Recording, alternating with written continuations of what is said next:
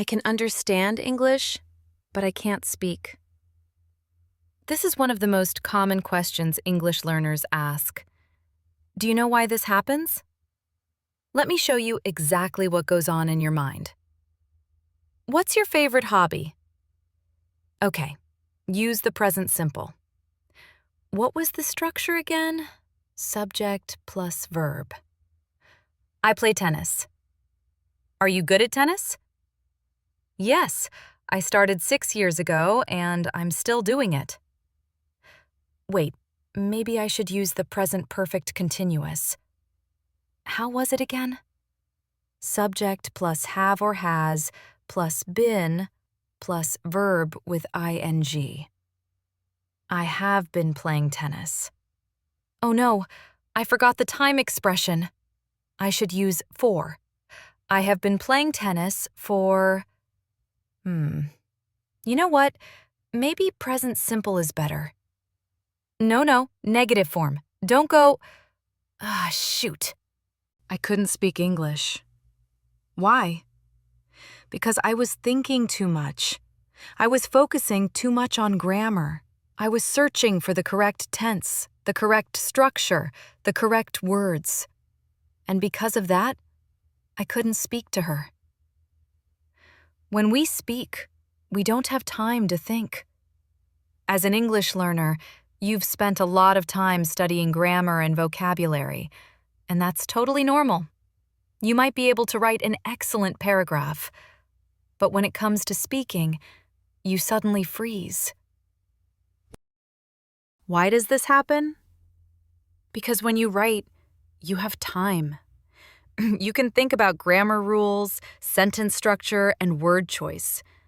But when you speak, there is no time. The other person is waiting for your answer. So, what's the solution? Don't worry, I've got you. I'm going to share 4 simple steps with you. If you follow these 4 steps, your speaking will improve a lot. Step 1. Learn by topics. What do I mean by that? When you talk to people, you don't talk randomly. You talk about topics: friendship, relationships, health, the environment, education, sports, hobbies, and so on. What you need is a notebook.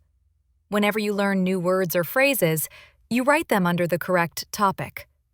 This notebook should have different sections. Each section should be about a common topic.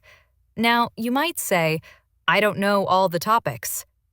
That's okay. As you study and move forward, you'll discover new topics. When you do, just add a new section to your notebook.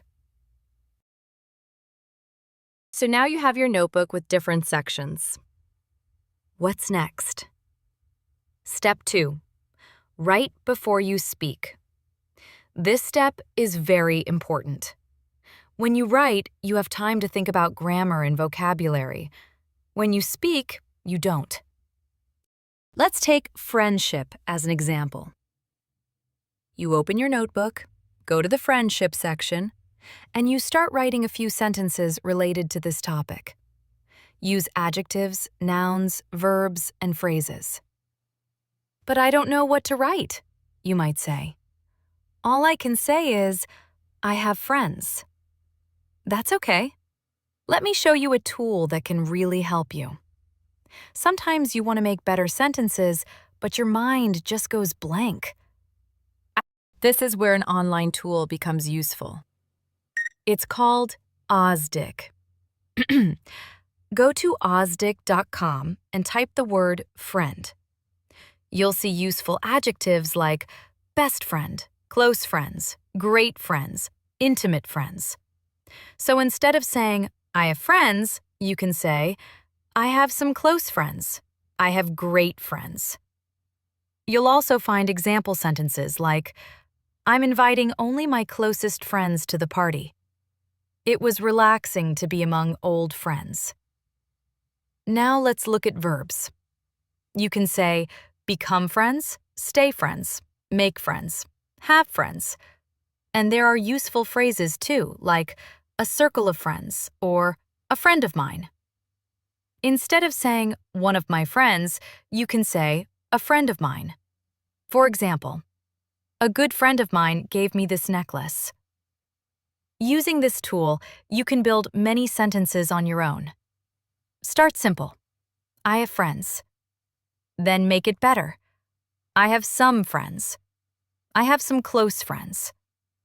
Add phrases. I have a small circle of friends. I have a small circle of close friends. You see what's happening? You're mixing adjectives, nouns, verbs, and phrases together. You can also say, a friend of mine works in a restaurant. A close friend of mine works in a restaurant. Or, I want to make new friends. I go to the gym because I want to make new friends. As you create these sentences, write them all down in your notebook. These sentences are called prefabricated sentences. That means you created them before. They're very powerful, because when you speak, you don't need to build the sentence again. It's already there in your mind. So when you talk about friendship, your brain goes directly to that section, and you start using the sentences you already prepared. Now you know the topic. You have sentences ready. What's next? Step 3. Keep adding new words. Every time you learn a new word, phrase, or expression, write it under the correct topic in your speaking notebook. For example, if the topic is daily routine, write new verbs, common phrases, and useful expressions you hear or read every day. Review this page often and try to use at least one new word when you speak. I have other videos about daily routines, including one with useful sentences and phrases. I'll leave the link in the description below. Okay, now let's move to step 4. Practice. Yes, practice is extremely important. Let me give you an example.